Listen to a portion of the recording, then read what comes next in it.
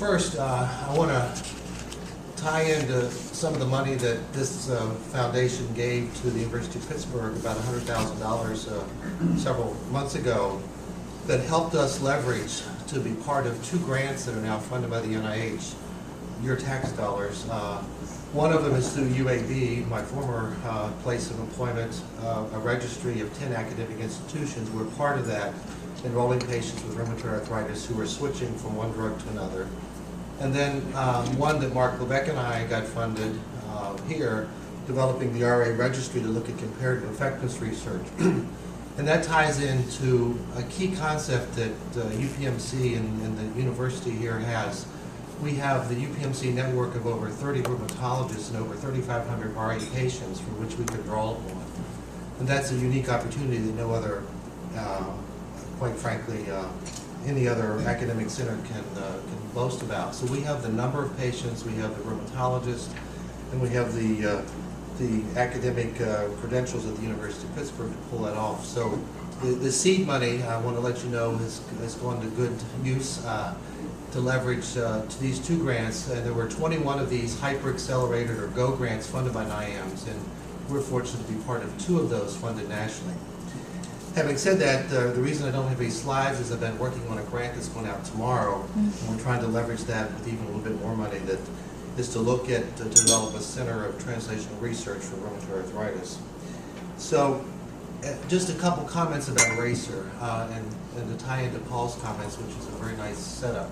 Thanks, Paul, for that setup. We have 9 new biologics over the last decade approved, and the good news is they really can impact people's lives. The bad news is they cost a lot of money, and a lot of our patients can't afford them. Having said that, that's a challenge at the bigger level, not just locally here. But I think the more important reason that's going to keep us in business and needing to look for money and to be part of the Arthritis Foundation is we still don't know what the immune abnormalities are in each individual patient. So one of the challenges with our registries and going forward with research is to develop ways to measure that immune system so we can more appropriately use these therapies, so that if you need an expensive drug, you can more rationally use it and be prepared to do that. So that's, despite RA being the most common immune-mediated arthritis, we still don't understand what causes it, and when I see a patient, I don't know which ones of these drugs to use, and I don't have a blood test. And so we try one, if that doesn't work, we try another one. And that's okay as long as they don't cost any money and they have no side effects, but they may have some side effects and they do cost a few bucks. Just a couple other comments in general that may tie in, hopefully lead into further discussion, and that comes from, I think, some challenges we have nationally with people wanting to go into rheumatology and not only going into rheumatology, to go into academics and to do research. There's more than one pathway in academics. One can be a clinician educator, a basic researcher, or a translational researcher.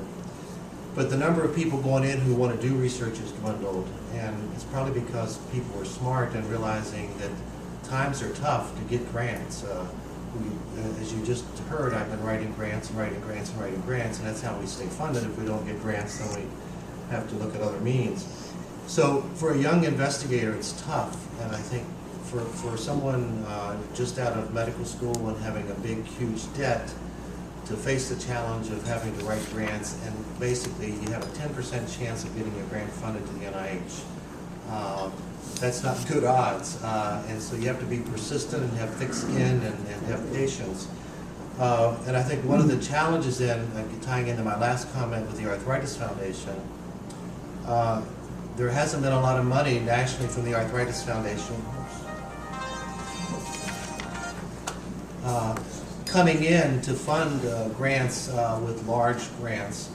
And I think just in the last couple of years, there's been a small number of grants coming in to fund young investigators. And I've been on the study section for both of these the last 2 years. And the number of applications is large, like 200 or 300, and the number we fund is like 20 or 30. So again, these are all real good young people.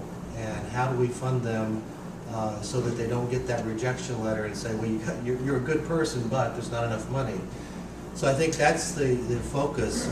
If you had to put some money on the table, we still don't understand the pathogenesis of ROA. We've got these grants nationally that are trying to put this together, but I think the young investigator, any way we can to help solidify the foundation for the future is to get some fair amount of money to have protected time to help these individuals get started. Otherwise, the writing's on the wall, and that is to look at other opportunities to go into private practice. And so I'll stop there and be happy to answer questions or as we go through the discussion. Yes. So when you say money, that's very sort of, ambiguous. Could you pinpoint like goals for us? As we set goals as a chapter, it'd be nice to know what we're aiming for instead of trying to shoot, at a wide dartboard. Well, and I thank you for asking that question. I had a couple other points here that I didn't go into, but that was one of them. I think when you ask someone to donate, if I ask Terry Stars to give $1 million, he's going to say, where's it going? And I'm going to say, I don't know. So he's up first. Where's it going to go? And I think that's the question that it would be nice to put in a big chunk of money, but what I don't know, quite frankly, is what are the national agenda. I know the national agenda is to focus on rheumatoid, focus on juvenile rheumatoid arthritis or juvenile inflammatory arthritis and osteoarthritis. That's in the context there's over 100 types of arthritis. Right. So if you ask Ms. Smith, who may have another type, to donate money, she may ask you, where's that money going to go? And you're going to say, well, I don't know. So I think that's one of the challenges. How can we tell patients where their money's going and show some palpable responses? So are you asking in particular how much it takes for a junior investigator if we funded one? Well, it takes 5 or 6 years for a young investigator to get their feet wet, to learn the technologies of research, to come up with their own independent ideas. You're talking about enough money to pay a large part of their salary for 5 years, plus some money to do some of the research. So you're talking, a grant of, let's say, $150,000 a year for 5 years would be good. Now, the downside of that is we take money wherever it comes from. A dollar bill is a dollar bill. But an NIH grant of $1 million versus an arthritis foundation of $1 million is different. From my perspective as a division chief, having paying for the light and other. The NIH grant has a 50% indirect cost. So I get $1 million plus $500,000. And the dean wants my money so I can pay the rent.